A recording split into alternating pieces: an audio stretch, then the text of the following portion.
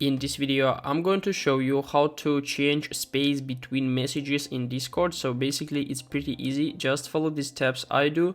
So all we need is just to open our Discord app, and after that go to settings. So how can we do this? In the bottom of the app, find your nickname and avatar, and right up here we can see the user settings button. So click on it and we'll go to our settings. Now we need to find app settings in the left side menu and find the appearance. So click on it, and here we can see our current appearance. We can change them or to other stuff, but if we'll scroll down, we can find the space between messages group, so we can just change it.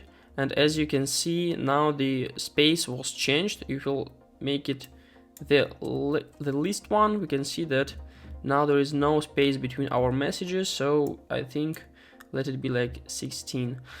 So guys, this is the way how you can do this. I hope this tutorial was helpful for you. If it is, please like this video, subscribe to my channel and write your comment. Goodbye.